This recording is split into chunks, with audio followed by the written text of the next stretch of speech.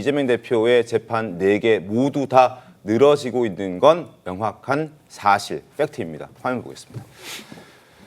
이재명 재판 지연, 일단 공직선거법 위반 혐의, 이게 이번 주 금요일에 1심 선고가 나오는데 무려 기소된 지 2년 2개월 만에 이게 1심 선고가 나옵니다. 2022년 9월에 기소가 됐습니다. 선거법 6개월 안에 끝내야 되는데 거의 4배 가까이 늘어진 그런 상황이죠.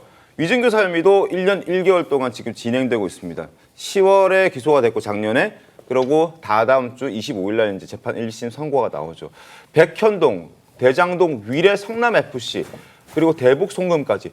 대장동, 위례 성남FC, 백현동 같은 경우에는 지금 1년 8개월, 1년 1개월 동안 진행되고 있습니다만 이게 언제 끝날지도 모르는 그런 뭐 암혹한 그런 상황입니다. 뭐 앞이 보이지 않습니다. 일단 재판 진행이 너무 지연되고 있기 때문에.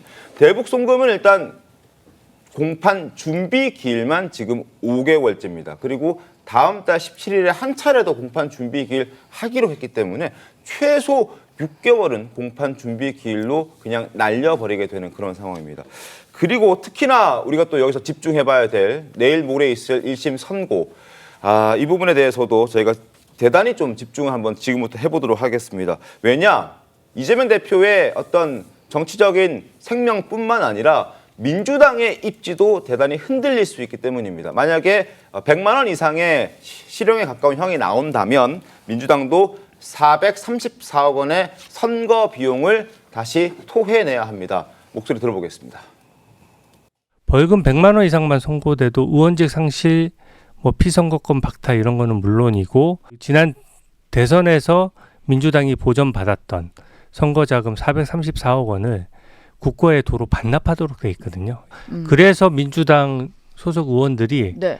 벌써부터 이제 좀 사법부를 압박하는 발언들이 나오는 것이 예. 반대로 뒤집어 보면 그 부분이 굉장히 뼈아플 수 있기 때문에 지금 벌써부터 신경을 쓰는 부분이다. 민주당에는 상반기 2월액 300억, 지난해 남은 금액 170억 등 490억 원의 현금을 보유하고 있고 당사의 가치도 400억 원 정도 된다 하거든요. 이번에 이재명 대표가 당선 무효행위에 처하면 대선 때 지급된 선거보조금 당연히 반납해야 되는 거죠? 네, 그렇습니다.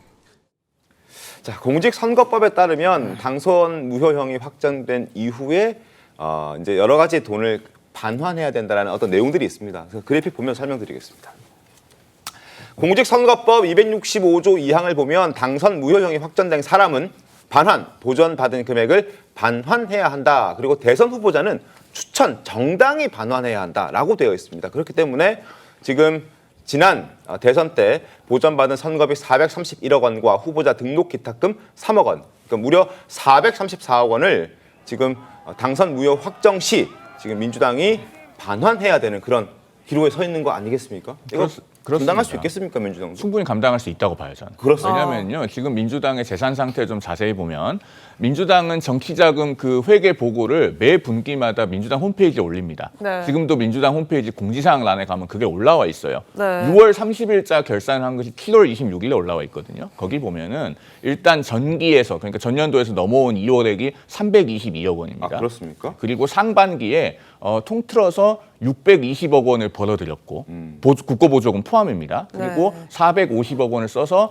170억 원 흑자를 봤어요. 네. 기업으로 치면 대단한 우량 기업입니다. 그래서 322억 원에 170억을 더하면은 지금 돈이 한 492억 원 정도 있어요. 상반기 말 기준으로. 그리고 민주당 당사를 2016년에 샀는데 그 당시에 민주당이 192억 5천만 원에 샀습니다. 네. 당시 공시지가는 40억 원이었거든요. 지금 공시지가가 한 93억 원 정도 된다고 합니다. 그 비율대로 환산해서 중앙일보가 보도를 했는데 현 시세를 그래서 450억 원으로 지금 보고 있고요.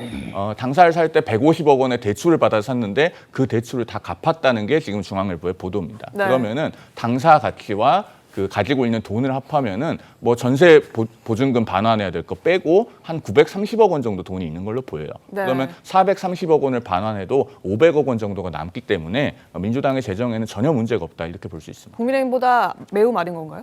그건 저도 저희 당의 상황은 좀 돌아가서 확인해 봐야 될 것 같아요. 우리 당보다는 민주당이 좀 많습니다. 예, 그 국고보조금의 그 수령액이나 네. 또 총선 정당에서 결과로. 총선 그 비용 보존 반환금 이런 것이 많아서 실질적으로 재산 상태가 상당히 우량한 상황인데요. 그럼에도 불구하고 최근에 만난 민주당 의원은 이재명 대표가 당선 무효형을 선고받을 때 네. 이 국고보조금 434억 원을 떼먹기 위해서 상당히 그 여러 가지 계획을 잡고 있는 것으로 알고 있습니다. 그래서 우리 당에서도 이 국고보조금을 절대로 그 떼먹고 다른 정당을 만들어서 그러니까 도망간다든지 표현은 반환하지 않기 위해서 이런 그렇겠죠. 이제 사전 지금 작업을 좀 정당을 할 것이다. 배드뱅크로 예. 만들고 다른 정당으로 가서 어떤 그 국고보조금을 반환하지 않으려는 그런 시도를 막기 위한 조치도 네. 네. 우리 당에서도 실무적으로 검토를 하고 있습니다. 네, 뭐 주진우 의원 준비한다고 하는 것 같던데 일단 민주당이 돈이 많다라는 주장 하나와 그리고 이 1심 선고가 아직 나오진 않았지만 만약에 434억 원 토해낸다면 민주당 입장에서도 이례적인 상황이 벌어질 것 같긴 하거든요. 우리가 이제 정치책을 보면 교과서 같이 보이는 게 이 코끼리를 생각하지 마 이런 책이 있잖아요. 네.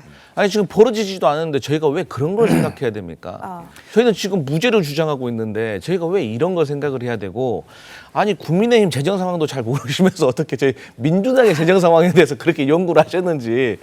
근데 재밌습니다. 어쨌든 기분은 좋습니다. 왜냐하면 저희가 일단 의석수가 월등히 많기 때문에 당연히 기분이 재정 상황은 좋을 수밖에 없는 거예요. 네. 그런데 우리 김재원 최고께서 우려하신 바에 대해서는 전혀 우려하실 필요가 없다.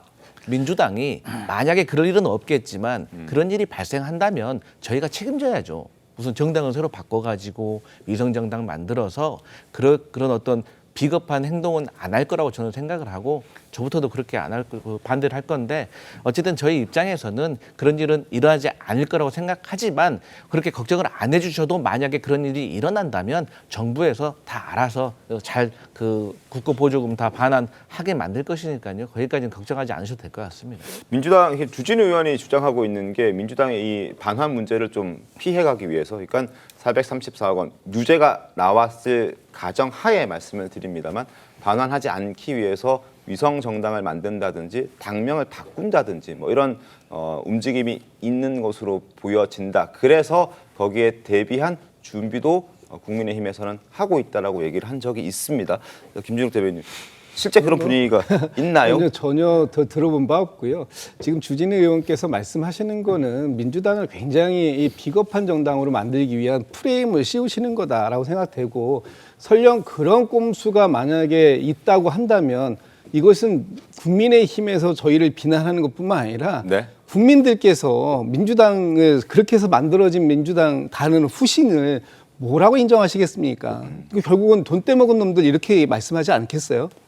정치 하루 이틀 할 게 아니라면 그런 장사도 그렇게 하루 이틀 할 게 아니라면 그런 식으로 안 합니다. 그걸 하물며 이 그 국민들의 신뢰를 얻어야 되고 이 무신분립이라는 말씀이 있는데 그런 신뢰에 기반해서 정치를 해야 되고 정당을 이끌고 나가야 된다면 당연히 그런 꼼수를 쓸 수 없겠죠. 지금 국민들이 걱정하시는 부분에 대해서 민주당에서는 그런 뭐 안심하셔도 된다 이런 말씀 뭐 제가 뭐 대표는 아닙니다만 드리고 그리고 지금 그 국민의힘에서 걱정해야 될 것은 어떻게 국민들의 신뢰를 얻어갈 것인가 하는 이 부분을 걱정하셔야지 우리 민주당을 걱정하실 건 아니다 이런 말씀 드리고 싶습니다. 근데 이제 민주당에 그렇게 멀쩡한 분들도 계시지만 실제로 한 구석에서는 이 준비하고 있는 분도 있다는 사실을 아시는 것이. 의원님의 말씀. 예, 저는 직접 들었으니까요. 민주당 의원의. 예, 그렇게 몇 가지 방안이 있는데 이 방안이 다 좀 부작용이 크다는 생각을 갖고 있더라고요. 말씀하신 대로. 그러나 뭐 현재 더불어민주당을 배드뱅크로 만들고 새로운 당을 창당해서 옮겨가는 것이 과연 얼마나 효과가 있겠습니까? 돈 434억 원보다도 434만 표를 잃을 것 같다. 뭐 이런 이야기를 실제 하더라고요. 이런 우려가 나오는 게요. 우리 정치사에 약간 비슷한 사례가 있어서 그래요. 어떤 사례가 과거에 있었습니까? 유시민 씨가 이끌던 그 국민참여당이라고 네. 하는 당이 빚이 있었어요. 빚이 한 7억 원 정도 있었는데 국민참여당, 진보신당, 민주노동당이 합당을 해서 2011년 말에 통합진보당을 만듭니다. 네. 네. 그러고 나서 2012년에 통합진보당 부정경선 사태가 있고 나서 이른바 국민참여계는 도로 다 탈당을 해버리거든요. 그런데 빚은 어디에 남았냐? 그 합당한 정당에 그대로 남았습니다. 네. 왜냐하면 합당을 하면 모든 권리 의무를 포괄적으로 승계하기 때문에 빚은 그대로 남고 사람은 도로 나가버린 거예요. 그렇게 해서 국민참여계는 그 빚으로부터의 책임을 면했던 적이 있습니다. 그런 사례가 있어서 이런 우려에 관한 시나리오도 전가에서 나오는 것이죠.